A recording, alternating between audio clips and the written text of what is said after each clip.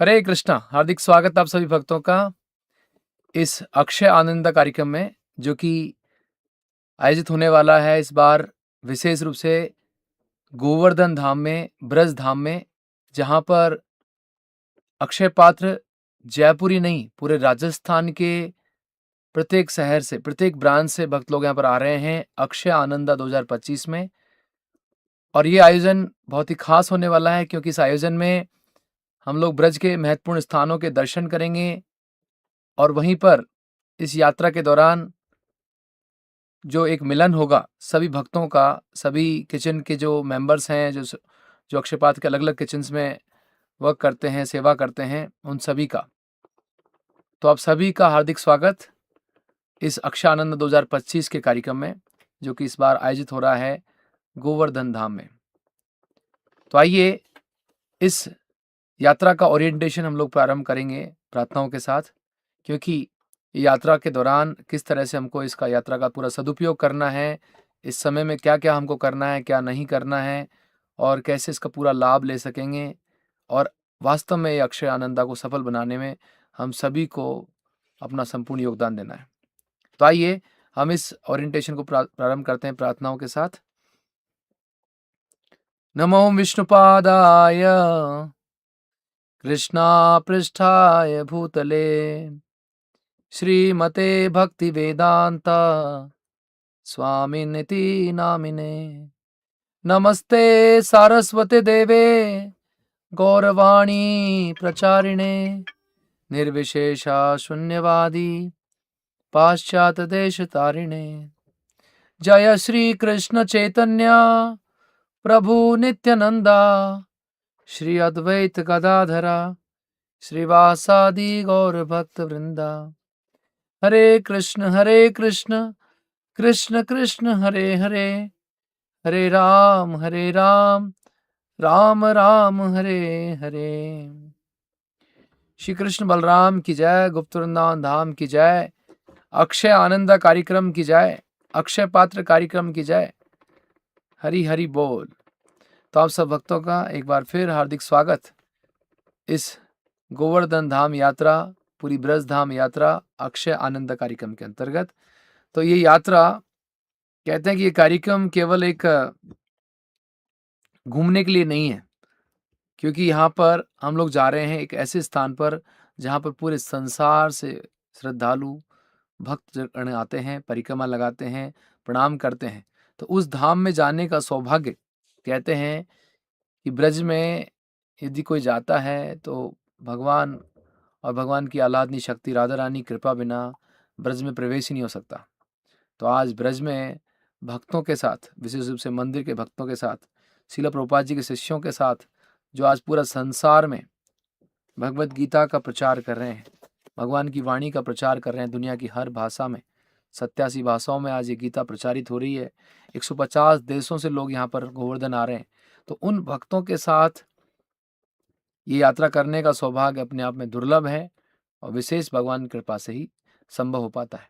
तो हम सभी सौभाग्यशाली हैं, अत्यंत सौभाग्यशाली। भगवान कृष्ण की विशेष कृपा हुई है कि हम लोग गोवर्धन में जा कर के इस अक्षय नंदन कार्यक्रम को मना रहे हैं। तो आज हम लोगों ने ये एक बात हम सबको मैं निवेदन करूंगा कि ये एक पर्यटन नहीं है, एक टूरिस्ट के लिए हम लोग नहीं जा रहे हैं, हम एक तीर्थ के लिए जा रहे हैं।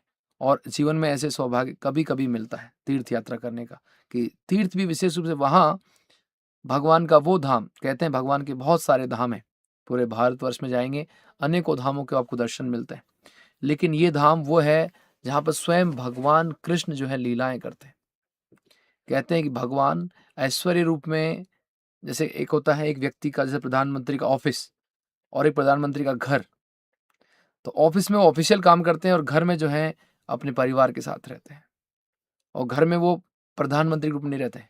तो कहते हैं भगवान अनेकों धामों में ऐश्वर्य रूप में भी रहते हैं, लेकिन ब्रज में भगवान ने माधुरी लीलाएं की हैं, अपने भक्तों के ग्वाल सखाओं के साथ गायें चराई हैं, भगवान ने माखन चुराया है। ये भगवान का घर है।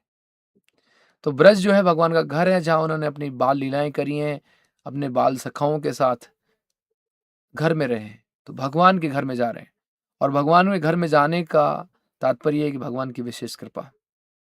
आज ब्रज धाम में जाकर के यहाँ पर कोई आकर के कोई भी आध्यात्मिक कार्य यदि हम लोग करते हैं, चाहे भगवान का नाम जप करना हो, कीर्तन करना हो, प्रसाद लेना हो, उस प्रत्येक गतिविधि का 1000 गुना फल हमको मिलता है। तो हमारे जीवन में ये अत्यंत सौभाग्य हमको मिल रहा है कि हम लोग इसका लाभ ले सकें और पूर्ण इसका उपयोग कर सकें। कहते हैं दोनों बातें हैं। प्रधानमंत्री या हम देश के किसी भी गली में या कहीं जंगल में यदि हम कुछ गलत काम करते हैं, अपराध करते हैं, तो पुलिस की पकड़ में आने से कई बार बच जाते हैं। लेकिन प्रधानमंत्री के घर में यदि हम लोगों ने चोरी कर लिया या कुछ कुछ गलती किया है, अपराध किया है, तो तुरंत उसको हमको अ, पकड़ लिया जाता है, उसकी सज़ा दी जाती है। उसी प्रकार से भगवान के धाम में यदि हम लोग जाते हैं, तो वहाँ पर कोई भी अच्छा कार्य करते हैं, तुरंत उसको हमको फल मिलेगा और कई गुना मिलेगा। लेकिन वहाँ पर यदि हम कोई भौतिक कार्य करते हैं, कुछ अपराधपूर्ण कार्य करते हैं, तो उसका कई गुना फल भगवान स्वयं देते हैं। तो हमको सबको ये बात ध्यान रखना है कि वहाँ पर कोई अपराधपूर्ण कार्य नहीं करें। तो हम यात्रा के उद्देश्य को स्पष्ट कर रहे हैं इस ओरिएंटेशन में कि यात्रा तीर्थ यात्रा है, भगवान के धाम की यात्रा है और यहाँ पर जाकर के हमारी भक्ति बढ़ाने का मौका मिल रहा है। सर्दियों की छुट्टी आज से शुरू हो चुकी है, आज क्रिसमस का दिन है और ये छुट्टियों का सदुपयोग हम लोग करने का प्रयास करेंगे। तो हमारे जो उद्देश्यों में कुछ उद्देश्य मैं आपको बता रहा हूँ। एक तो जो धाम जहाँ पर भी जाएँगे, वृंदावन, नंदगांव, बरसाना, गोवर्धन परिक्रमा, वहाँ पर भगवान की लीलाओं को सुनें, भगवान की कथाओं को सुनें और साथ ही वहाँ से जो शिक्षा हमको मिल रही है, उनको ग्रहण करें। संकल्प करें कि इन शिक्षाओं को हम जीवन में उतार करके इनका पालन करेंगे, ताकि यात्रा के बाद में आप अपने भक्ति के संकल्पों को आगे बढ़ा सकेंगे, अपनी भगवान के प्रति सेवाओं को आगे बढ़ा सकेंगे। तो इस पूरे ओरिएंटेशन का आज ये भूमिका का एक ही का हम लोग उद्देश्य लेकर आ रहे हैं कि इस दौरान क्या भाव हमको रखना है यात्रा के दौरान। क्योंकि कहते हैं, एक मैं उदाहरण दूँगा, यदि कुंभ मेला जैसे हुआ भारतवर्ष में 64 करोड़ लोगों ने कुंभ में स्नान किया। ये बात अलग है कि अक्षय पात्र हर जगह अपनी सेवाएँ देता है, कुंभ मेले में भी लाखों लोगों को भोजन करवाया और अक्षय पात्र के लिए जाना जाता है। तो वहाँ पर मैं बता रहा हूँ कि कुंभ में लाखों करोड़ लोग स्नान किए, लेकिन कहते हैं कि नदी में जो मछली रहती हैं, जो गंगा नदी में, उनको गंगा स्नान का कोई लाभ नहीं मिलता है। गंगा स्नान का लाभ केवल उन्हीं को मिलता है जो अपनी भक्ति के साथ, श्रद्धा के साथ गंगा में स्नान करते हैं। तो उसी प्रकार से मैं कहूँगा कि केवल घूम के आ जाएँ तो हमारे को यात्रा का लाभ मिलेगा, इसका गारंटी नहीं है। लेकिन यदि हम श्रद्धा के साथ, पूरे भाव के साथ, भक्ति के साथ यदि इस यात्रा में शामिल होते हैं, तो हमको उसका पूर्ण लाभ मिलेगा। तो यात्रा में जिन जगहों पर जाने वाले हैं, कहते हैं कि भगवान के अनेक अवतार होते हैं, लेकिन कृष्ण जो स्वयं अवतारी हैं, पूर्ण पुरुषोत्तम, लीला पुरुषोत्तम भगवान हैं, तो उनका जो धाम है, सर्वोच्च धामों में सर्वश्रेष्ठ है। जहाँ भगवान का जन्म हुआ है, वो मथुरा कहते हैं कि अनेकों धामों से बढ़ कर के है और मथुरा से बढ़ कर के है वृंदावन धाम, क्योंकि वहाँ भगवान कृष्ण ने अपनी सर्वोच्च लीलाएँ की हैं अपने भक्तों के साथ। और वृंदावन से बढ़ कर के है गोवर्धन, जिसको भगवान ने अपनी छोटी उँगली पे धारण किया है। और कहते हैं गोवर्धन से भी बढ़ कर के है राधा कुंड, जहाँ पर राधा और कृष्ण नित्य विहार करते हैं, नित्य स्नान करते हैं, वो जगह। तो इस यात्रा में ना केवल हम वृंदावन जा रहे हैं, बल्कि गोवर्धन, राधा कुंड, बरसाना, नंदगांव भी जा रहे हैं। तो इन सभी पावन जगहों का दर्शन करने का सौभाग्य हमको मिल रहा है इस अक्षय आनंद कार्यक्रम के अंतर्गत। मैं धन्यवाद देना चाहूँगा हमारे विशेष रूप से हमारे रघुपति प्रभु को कि उन्होंने ये योजना बनाई है आप सभी के लिए। तो यात्रा में जो पहले दिन हम लोग जाने वाले हैं, वो जगह है वृंदावन। और वृंदावन के बारे में बोलते हैं कि आराध्यो भगवान व्रजेश तनया तद्धाम वृंदावन। जैसे भगवान कृष्ण की पूजा करते हैं, वैसे ही परम पूजनीय है वृंदावन धाम। वहाँ कण कण में भगवान कृष्ण के स्मरण होता है। वहाँ पर जो लीलाएं की हैं वृंदावन के, आप यदि देखते हैं कि चारों तरफ यमुना नदी है वृंदावन के, और भगवान की रास स्थली, अनेकों प्राचीन मंदिर, हमारा जो ब्रह्म मध्वा गौड़ीय वैष्णव परंपरा जिसमें हम लोग जुड़े हैं, प्रभुपाद जी उसी परंपरा के महान आचार्य हैं, जिन्होंने पूरे संसार में इस गीता का प्रचार किया है। इस भगवान के नाम का प्रचार किया है। भारतवर्ष में 4 प्राचीन परंपराएँ रही हैं। मैं आपको बता दूँ कि यूँ तो धाम और यात्राओं में आप किन्हीं धार्मिक संस्थाओं के साथ जा सकते हैं, लेकिन जिस संस्था से हम लोग जुड़े हैं, ये 4 प्राचीन और प्रामाणिक संस्थाओं में से एक है। 4 प्राचीन परंपराओं में से एक है। रामानुजाचार्य जी, मध्वाचार्य जी, निम्बार्काचार्य जी और विष्णु स्वामी जी। तो ये परंपरा है मध्वाचार्य जी की, ब्रह्म मध्व गौड़ीय वैष्णव परंपरा, जिसमें चैतन्य महाप्रभु वृंदावन के 6 गोस्वामी जी, उन्होंने गोविंद, गोपीनाथ जी, मदन मोहन जी, दामोदर जी का मंदिर बनाया, वृंदावन के प्राचीन मंदिर बनाए और वो वृंदावन से आकर के आज जयपुर में वो सभी मंदिर आ गए हैं। तो जयपुर जो है गुप्त वृंदावन है और यहाँ पर गुप्त वृंदावन धाम का निर्माण हो रहा है जयपुर में। तो जो गुप्त वृंदावन धाम पूरे इतिहास को उजागर करेगा कि कैसे वृंदावन के प्राचीन मंदिर बने और इन प्राचीन विग्रहों के दर्शन आज जयपुर में होते हैं, लेकिन वो इतिहास कुछ ही लोगों को पता है। तो गुप्त वृंदावन धाम इसको उजागर करेगा और गुप्त वृंदावन धाम के जो भक्त हैं, वो इस यात्रा में आपके साथ चल रहे हैं और पूरा संयोजन देख रहे हैं। हमारे साथ निमाई चरण प्रभु भी जुड़ गए हैं, जो कि पूरी यात्रा की व्यवस्थाएँ देख रहे हैं। यूँ सो मंदिर से तो हमारी यात्राएँ निरंतर जाती रहती हैं, लेकिन ये अक्षय आनंदा पहली बार ऐतिहासिक कार्य हुआ है कि पूरी अक्षय पात्र पूरा राजस्थान से एक साथ हमारे साथ जा रहा है। तो इस वृंदावन धाम की यात्रा पहले दिन हमारी हो रही है। वृंदावन चंद्रोदय मंदिर जो राजस्थान नहीं, जयपुर ही नहीं, पूरे भारत का ही नहीं, पूरे विश्व का सबसे ऊंचा मंदिर बनने जा रहा है, जहाँ पर अक्षय पात्र का भी किचन चलता है, लाखों बच्चों के लिए भोजन वहाँ जाता है। प्रधानमंत्री मोदी भी वहाँ पर मंदिर को विजिट करके गए और अक्षय पात्र का भोजन खिला के गए। वो जगह है चंद्रोदय मंदिर, जहाँ पे हम लोग पहले दिन दर्शन करने वाले हैं।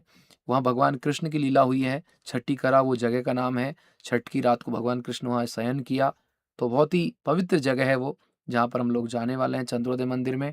आप लोग सब लोग दर्शन करेंगे चंद्रोदय मंदिर के और वहाँ पर उसी मंदिर परिसर में बैठ के हम लोग प्रसादी भी ग्रहण करेंगे, रात्रि प्रसादी रहेगा और आप सभी लोग वहाँ बैठ के कथाएँ भी सुनेंगे, उस मंदिर का इतिहास भी जानेंगे और प्रभुपाद जी के बारे में जानेंगे, कैसे प्रभुपाद जी ने पूरी दुनिया को वृंदावन धाम लेके आए हैं। प्रभुपाद जी का म्यूज़ियम भी आज वहाँ पे बन रहा है चंद्रोदय मंदिर के अंदर, तो उनकी कुछ चीज़ों के बारे में जानेंगे और प्रभुपाद जी की प्रति हमारा और समर्पण और भक्ति को विकसित करेंगे, जिन्होंने पूरे संसार को कृष्ण के प्रति प्रेम दिया है। आज लोग कृष्ण का नाम तक नहीं सुना, वो आज कृष्ण के लिए जीवन समर्पित कर दिया है। कृष्ण का नाम 24 घंटे जप रहे हैं, कृष्ण का नाम का प्रचार कर रहे हैं। ऐसे महान आचार्य, महान भक्त जो हैं प्रभुपाद जी हैं, उनके बारे में जानेंगे वहीं पर चंद्रोदय मंदिर में। पहला दिन इस तरह से पूरा हो जाएगा। दूसरा दिन हमारा रहेगा नंदगांव बरसाना। तो नंदगांव बरसाना भक्त लोग यहाँ बस में भी दिख रहे हैं कि कुछ लोग ऑलरेडी निकल चुके हैं, बीकानेर नंद और नाथद्वारा से यात्रा निकल चुकी हैं। तो आप लोग सब लोग इकट्ठे होने वाले हैं गोवर्धन धाम में, जहाँ पर राधे श्याम सेवा सदन रहेगा, जहाँ पर हमारा सभी का रात्रि विश्राम है। तो वहीं पर हम लोग रात्रि विश्राम करेंगे सभी लोग, पहले दिन भी और दूसरे दिन की यात्रा वहाँ से प्रारंभ होगी। लेकिन प्रारंभ होने से पहले सब लोग स्नान करके, रेडी होकर के एकत्रित हो जाएंगे राधे श्याम सेवा सदन में, उस हॉल में जो मंदिर के ग्राउंड फ्लोर पर है, उसी सेवा सदन में एकत्रित होकर के हम लोग थोड़ा भगवान की आरती करेंगे, गुरु पूजा करेंगे। प्रत्येक दिन की शुरुआत गुरु पूजा से होगी। प्रभुपाद जी को हम लोग प्रणाम करेंगे, प्रार्थनाएं करेंगे कि उनकी कृपा से, उनकी अ, अ, दिव्य ज्योति से, उनके दिव्य ज्ञान से हम लोग इस भगवान के धाम को, भगवान की लीलाओं को समझ सकें।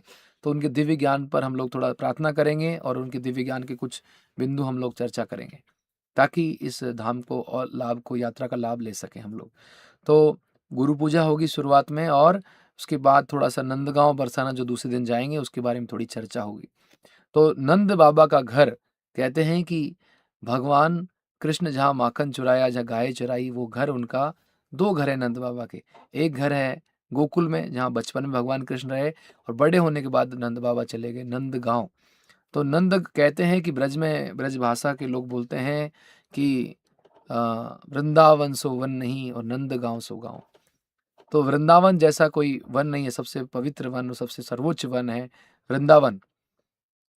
लोग वनवास जाना चाहते हैं, वनवास ही करना है तो वृंदावन वास कीजिए और गाँव जाना है तो नंदगाँव जाइए, संसार का सर्वश्रेष्ठ गाँव है नंदगाँव। तो नंदगाँव जाने का मौका मिल रहा है, भगवान कृष्ण के गाँव, जहाँ भगवान कृष्ण गायें चराई हैं, जहाँ भगवान कृष्ण की चारों तरफ लीलाएँ हुई हैं, नंदगाँव के आस-पास, पावन सरोवर और अनेकों जगह। तो सभी जगह नहीं जा कर के उस नंदगांव के भवन से ही सभी जगह आपको दिखा दी जाएंगी। वो पहाड़ के ऊपर नंदीश्वर पर्वत, कहते हैं कि ब्रज में तीनों देव आ चुके हैं। नंदीश्वर पर्वत के रूप में शिव जी विराजमान है, और ब्रह्मा जी जो है 4 पहाड़ियों के रूप में बरसाना में है। तो बरसाना भी हम लोग जा रहे हैं, और गोवर्धन तो स्वयं भगवान गिरिराज स्वयं भगवान है, साक्षात भगवान का दर्शन करने वाले हैं, उनकी परिक्रमा लगाने वाले हैं, उनकी पूजा करने वाले हैं हम लोग इस यात्रा के दौरान।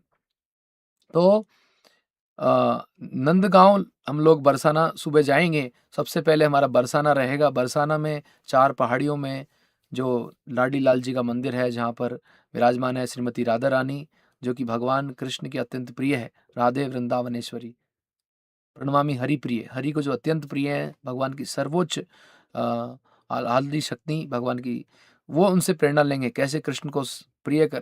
कहते हैं किचन जो है राधा रानी के अंडर में है, और हमारे जितने भी मंदिर हैं वहाँ सभी किचन्स हैं, इतना प्रसाद बनता है। तो आप सब लोग वास्तव में राधा रानी की सेवा कर रहे हैं। अक्षय पात्र किचन मतलब भगवान के लिए प्रसाद बन रहा है, आप सब जानते हैं इस बात को, भोग लगता है रोज। तो राधा रानी किचन आप संभाल रहे हैं, और राधा रानी के गाँव जाएंगे बरसाना, प्रार्थना करके आएंगे कि राधा रानी ये अक्षय पात्र चलता ही रहे, लाखों लोगों को भोजन मिलता ही रहे। तो राधा रानी से विशेष प्रार्थना रहेगी हमारी बरसाना में जाकर के। उनके गांव जाएंगे, जहां वो अपनी 8 सखियों के साथ, आसपास उनके गांव हैं 8 सखियों के भी, खैर गांव तो नहीं जा पाएंगे, लेकिन राधा रानी का गांव बहुत बड़ा है बरसाना, जहाँ पर पहाड़ के ऊपर राधा रानी विराजमान है, और आसपास बहुत सारी राधा रानी की लीलाएं हैं। कोशिश करेंगे उन लीलाओं को याद करने की। तो राधा रानी गांव बरसाना पहले जाएंगे, उसके बाद भगवान कृष्ण के गांव नंदगांव जाएंगे, वहीं पर हमारा लंच रहेगा, प्रसादी रहेगी। निमाय प्रभु जुड़े हैं तो हमको एक बार पूरा इटनरी भी दोबारा रिमाइंड करेंगे। मेरा उद्देश्य रहेगा कि यात्रा में हम लोग प्रभुपाद जी की शिक्षाओं से जुड़ सकें, और उनकी शिक्षाओं को जीवन में उतार सकें। तो मंदिर का पूरा टीम, कीर्तन टीम, भक्तों की पूरी टीम यहाँ पर जा रही है आपके साथ में। और तो नंदगांव बरसाना दूसरे दिन कर लिया जाएगा, और इसको पूरा करके लंच करके हम लोग शाम को वापस गोवर्धन में रहेंगे। और गोवर्धन में ये दूसरा दिन एक तरीके से बहुत ही महत्वपूर्ण है, क्योंकि गोवर्धन परिक्रमा से पहले हम लोग सभी लोग अपना अनुभव साझा करेंगे, हमारा यात्रा के बारे में जो भी हमने समझा है, जो भी प्रश्न हैं, और जो भी आगामी संकल्प हैं, एक पूरी पूरी बहुत बड़ा एक मीटिंग और गैदरिंग हम लोग करने वाले हैं साथ में सभी लोग गोवर्धन में शाम को दूसरे दिन। और ये दूसरे दिन की शाम की जो मीटिंग के बाद, प्रसादी ग्रहण करने के बाद, अगले दिन गोवर्धन परिक्रमा की तैयारी शुरू हो जाएगी। तीसरा दिन जो लास्ट दिन रहेगा, हम लोग गोवर्धन के लिए जो कथा हम लोग पहले ही सुन चुके होंगे गोवर्धन की, भगवान की लीला की, और एक-एक जगह पर गोवर्धन में कहते हैं कि भगवान की लीला है, एक-एक कदम पर। तो हम लोग महत्वपूर्ण जो भी गोवर्धन के जो स्थान हैं, जहाँ पर लीलाएँ हुई हैं, उन जगहों पर लीलाओं को बताएँगे। और जैसे आप यूट्यूब पे आप सुन रहे हैं, इसको देख रहे हैं, उसी प्रकार से ये पूरी यात्रा के दौरान यूट्यूब लाइव रहेगा। आप अपना ब्लूटूथ स्पीकर लेके आएँ, थोड़ा बड़ा स्पीकर भी लेके आएँ, जो जैसा भी स्पीकर है, ताकि सभी टीम मेंबर सुनते हुए चलें यात्रा के दौरान, ताकि आप सभी जगहों की जानकारी प्राप्त करते रहेंगे। तो गोवर्धन परिक्रमा के दौरान कीर्तन करते हुए हम लोग चलेंगे, यात्रा करेंगे, और भगवान कृष्ण ने इसकी गोवर्धन की पूजा प्रारंभ की है। थोड़ी देर पहले हम लोग उसका वीडियो भी देख रहे थे। गोवर्धन की भगवान कृष्ण ने प्रारंभ किया इस पूजा को। आज आज तक ये पूजा रुकी नहीं है। रोज अनवरत यहाँ पर भक्त लोग आ रहे हैं यात्रा में, और पूजा कर रहे हैं, परिक्रमा कर रहे हैं। तो ये परिक्रमा को केवल हम लोग एक घूमने के लिए नहीं जा रहे हैं, यहाँ पे भगवान की प्रार्थना करने के लिए जा रहे हैं। तो इसको आपको पता ही होगा कि इसमें हम लोग समूह में रहें, अलग अपना नियम नहीं बनाए, अपना कुछ अलग शेड्यूल नहीं बनाए, अपना अलग से कुछ प्लानिंग नहीं करें। जो शेड्यूल बताया गया उसको पूरा फॉलो करें। मोबाइल का सीमित उपयोग करें, केवल जो बताया गया उसी के लिए करें, अन्यथा नहीं करें। आपको माला दिया जाएगा, क्यों कहते हैं कि भगवान के धाम में जाके भगवान का नाम यदि लेते हैं, सब लोग अपना माला साथ में लेके आइए। यदि नहीं है तो हम उपलब्ध कराने की कोशिश करेंगे। एक नाम भगवान का इतना शक्तिशाली है कि हमारे करोड़ों जन्मों के पाप उस नाम से मिट जाते हैं। फिर आप भक्त लोग बोलेंगे, नहीं प्रभु जी एक नाम कर लेते हैं ना, फिर इतने सारे नाम क्यों जप रहे हैं? देखिए, जो भगवान की भक्ति है ना, जो श्रद्धा है ना, जो प्रेम है, वो बढ़ाने की बात है, उसको कम नहीं करना है, बढ़ाना है। और ये श्रद्धा को बढ़ाने के लिए सत्संग में, साधु संग में, भक्तों के साथ भगवान के धाम जाके नाम यदि जप करते हैं, इससे बढ़कर कोई पुण्य और भक्ति नहीं है इस कलयुग के लिए।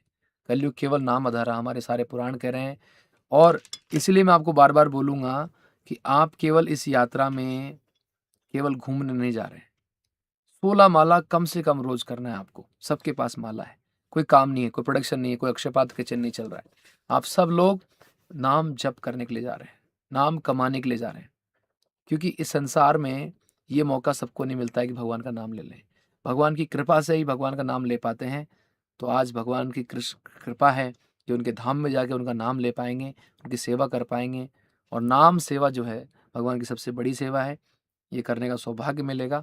इस नाम जप करने से हमारी आत्मा को शांति मिलेगी, आत्मा को शुद्धि मिलेगी, क्योंकि हमारा जो आत्मा है, जो हम शरीर नहीं है, शरीर जो कल था वो आज नहीं है, आज है वो कल नहीं रहेगा।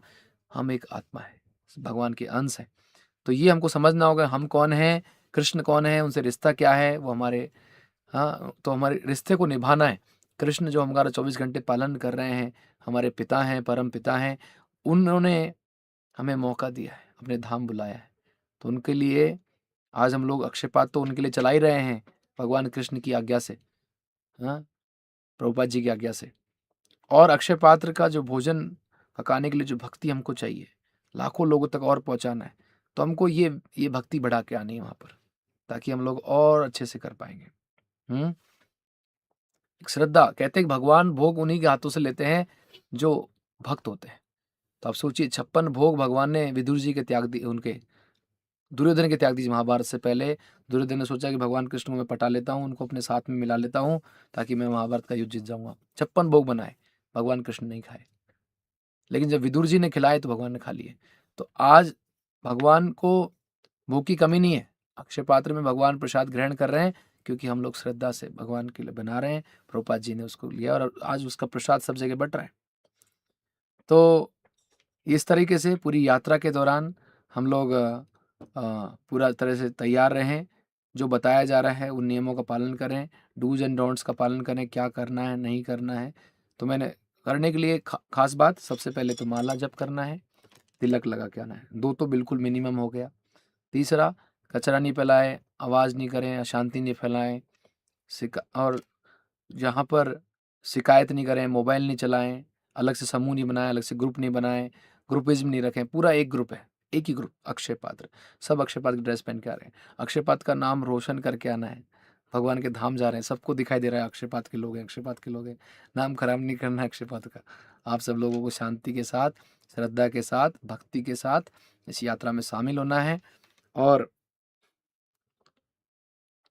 सुविधाएं पूरी अरेंज की गई हैं, आप देख ही रहे हैं, आपको सब जगह व्यवस्था की गई है आगे से आगे। और यात्रा के अंत तक इस तरह से अपना उत्साह बनाए रखें। रोज़ रोज़ हम नहीं जाते हैं भगवान के धाम में, तो पूरा उत्साह को बनाए रखें, पूरा भक्ति के साथ, श्रद्धा के साथ यात्रा में शामिल होंगे। और धीरे धीरे चलेंगे, ग्रुप के साथ चलेंगे, कोई आगे पीछे नहीं हो, साथ साथ चलें। और ग्रुप लीडर्स का ध्यान रखें, हर एक ब्रांच का जो मैनेजर्स हैं वो कोऑर्डिनेट करेंगे, ग्रुप के अंदर हैं, वो अपनी टीम का पूरा ध्यान रखें। क्योंकि कोई भी कुछ गड़बड़ होता है तो हम तो ब्रांच मैनेजर से पूछेंगे, कोऑर्डिनेटर से पूछेंगे, आपके बस कोऑर्डिनेटर, ब्रांच कोऑर्डिनेटर्स, वो बताएंगे कि उनकी टीम से क्या रिपोर्ट है। ठीक है, तो हम एक तरह से कंपटीशन भी है, मैं कहूँ तो अभी ये प्रोडक्शन का कंपटीशन नहीं है, कौन सी ब्रांच अच्छी चल रही है, कौन सी ब्रांच अच्छा खाना बनाती है, वो खाना सब अच्छे बना रहे हैं, लेकिन अब कौन सी ब्रांच अधिक माला जप करती है, ये कंपटीशन है। मैं काउंटिंग करूंगा, इसका रिकॉर्ड लूंगा, कौन सी ब्रांच सबसे अधिक माला जप करती है। अब आप, ये कंपटीशन इस तरीके से नहीं है कि क्योंकि जयपुर में सबसे ज़्यादा लोग हैं तो उस तरह का कंपटीशन नहीं है, इंडिविजुअल सबसे ज़्यादा विनर कौन बनेगा माला जप करने में। जैसे पहले अक्षय आनंदा में अलग अलग तरह गेम्स हुए हैं, सब कुछ हुआ है। तो गेम विनर्स, कोई क्रिकेट का विनर बनना है, कोई किसका विनर बन रहा है। देखिए, इस दुनिया के सारे गेम धरे रह जाते हैं, जिस दिन गेम ही खत्म हो जाएगा कौन सा गेम बचेगा। इसलिए सबसे बड़ा भगवान का नाम, ये नाम जप करने का जो एक कंपटीशन है, इसमें आप कौन सबसे ज्यादा आगे निकलेगा, ये देखिए, एक गेम तो ये है, सबसे ज्यादा माला जप कौन करेगा, वो जो है एक कंपटीशन है। रोज इसका एक विनर बनेगा, उसको हम लोग पुरस्कार देंगे, ये देख लीजिए। ठीक है, दूसरा कंपटीशन, तिलक लगा के तो सबको रखना है, ये मैनेजर की जिम्मेदारी है, हर ब्रांच मैनेजर की। हम उसमें कुछ वॉलंटियर या कुछ सिखा देंगे जिनको नहीं आता है। और एक दुपट्टा मिला है आपको हरे कृष्णा का, वो साथ में रखना है, ताकि आप अलग से दिखें कि आप हरे कृष्णा के लोग हैं, अक्षयपात के लोग हैं। और ये तो नाम का कंपटीशन हो गया। दूसरा कंपटीशन है कि कौन बस सबसे पहले रेडी है। जब हम लोग चलने की बात आती है ना, हमने बोला आपको 8 बजे निकलना है, 7 बजे निकलना है और आप तैयार होके आए 7:30 बजे। तो कौन सी टीम सबसे पहले रेडी है, कौन सी बस सबसे आगे निकलती है, ये भी कंपटीशन रहेगा। तैयार सबसे आगे कौन है, लेट नहीं होना है। जो टीम लेट होगी उसको पनिशमेंट मिलेगा। पनिशमेंट क्या है वो हम बताएंगे आपको, कुछ न कुछ रखेंगे। लेट नहीं होना है, और आपको पता है एक व्यक्ति की वजह से पूरा बस लेट हो सकता है। तो यात्रा के दौरान वो मैनेजमेंट आप लोगों की पूरी टीम देखेगी। हम तो आपको नियम बता सकते हैं कि इन नियमों का पालन जरूर करें, समय का पालन करें, सेवा भाव रखें, श्रद्धा से करें, विनम्रता का भाव रखें। कोई छोटा बड़ा नहीं है। यात्रा में हम लोग थोड़ी देर के लिए भूल जाएं कि हम लोग बहुत बड़े व्यक्ति हैं। हम लोग सब भगवान के दास हैं, सेवा करने के लिए जा रहे हैं, भगवान का नाम लेने के लिए जा रहे हैं। तो अपने ऑफिस जॉब के लिए नहीं जा रहे हैं, वहाँ पर फ्री होके जाइए। थोड़ा सा एक तरीके से विनम्रता के साथ, सहयोग की भावना के साथ जाएंगे। कोई शिकायत नहीं, कोई तुलना नहीं, कोई आलोचना नहीं, कोई अनुशासनहीनता नहीं होनी चाहिए। हमारे सारे मैनेजर्स भी जा रहे हैं, वो देख रहे हैं, और मैनेजर्स की ज़्यादा जिम्मेदारी होती है कि वो अपनी टीम को भी संभालें। मोबाइल में नहीं डूबना है। फोटोग्राफी वीडियोग्राफी के लिए ऑलरेडी टीम है, तो आपको सारे फोटो वीडियो, अभी चैनल भी बना दिया अक्षय पात्र राजस्थान का अलग से। चैनल पे सब कुछ आ रहा है, वीडियो आ रहा है, फोटो आ रहा है। तो अलग से आपको ज़्यादा मतलब कि मोबाइल चलाने की आवश्यकता नहीं रहेगी। ऑलरेडी वो ग्रुप में सब कुछ आ रहा है। ठीक है, तो प्रसादम रहेगा, आप सब जानते हैं, उसको बर्बाद नहीं करेंगे। जितना चाहिए उतना लेंगे। प्रसाद यात्रा के दौरान रखा गया है। और यात्रा के अंत में हम लोग संकल्प करेंगे कि आप लोग पूरा यात्रा का अंत कैसा रहा, कैसा अनुभव रहा, और क्या आगे भविष्य में हम लोग यात्रा के बाद हमारे जीवन में जो पॉजिटिव चेंजेस लेके आएंगे उनको हम लोग वहीं पर भगवान के धाम में ही हम लोग संकल्प करेंगे।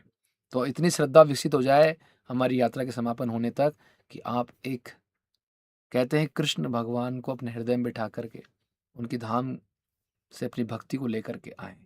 एक कदम भक्ति में सबका आगे बढ़े, यदि ये मैं चाहूँगा। और भक्ति के जो विधि है हम पूरा आपको बताने वाले हैं, उसका आप पालन करें। सबसे महत्वपूर्ण विधि नाम जप करने की है, और उसका पालन करेंगे। ठीक है, किसी कोई प्रश्न है तो ज़रूर पूछे अभी आप।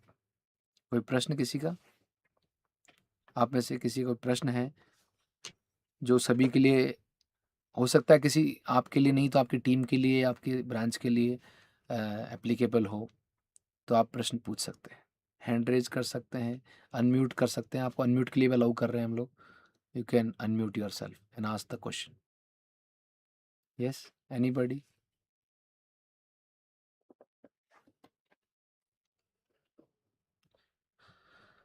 ठीक है, यहाँ पर जो दिखाई दे रहे हैं भक्त लोग, मैंने जो देख रहा हूँ, भरत जी हैं, भरत यादव, दिलीप पुरोहित, लक्ष्मी जी, लक्ष्मी सुजाता जी, नितिन जैन, पंकज भारद्वाज, राकेश जाटव, रामेश्वर दयाल, रामनिवास जी, शिव सिंह राठौड़ और सुचंद कुमावत जी, ये सब जुड़े हैं। राकेश जाटव जी बस में बैठे हुए हैं। राकेश जी, कहाँ से आ रही है बस, थोड़ा अनम्यूट करें। राकेश जी, ये बस कहाँ से चल रही है इनकी, कितने लोगों की बस रवाना हो गई? राकेश जी आपकी अनम्यूट करें। कहाँ जा रही है आपकी बस, कहाँ से आ रही है? ग्रुप में भी अभी अपडेट आया था, 2-3 जगह से बस निकल चुकी है, बीकानेर और नाथद्वारा से। सबसे दूर का जो टीम है नाथद्वारा और बीकानेर से आ रहा है। राकेश जाटव जी उदयपुर से निकले हैं। राकेश जाटव जी उदयपुर से निकले हैं, धन्यवाद। शिव सिंह जी, बहुत धन्यवाद आपका। वो उदयपुर से उनकी बस निकल चुकी है, बहुत ही अच्छा। चलिए, तो बाकी आप शिव सिंह जी, आपका टीम कहाँ से आ रहा है? यस प्रभु, मेरा अजमेर से है। मेरा 9 बजे के आसपास रवाना होएगा रात को? यस प्रभु। अच्छा, लेकिन भीलवाड़ा, उदयपुर, चित्तौड़, हम साथ ही रवाना होंगे। सभी बस एक साथ रवाना होगी यहाँ से। एक साथ कैसे हो जाएंगी? मतलब उनका वेट करेंगे किशनगढ़। अच्छा, फिर उनको यस साथ प्रभु, ले लेंगे आप, हैं? यस प्रभु, यस प्रभु, ये तो बहुत अच्छा है। तो वो लोग निकल चुके हैं, आपको ले लेंगे साथ में, है ना? यस प्रभु। लेकिन आप लोग दिल्ली तो का पहले पहुंच जाएंगे क्योंकि जयपुर से बस सुबह निकल रही है ना? यस प्रभु जी।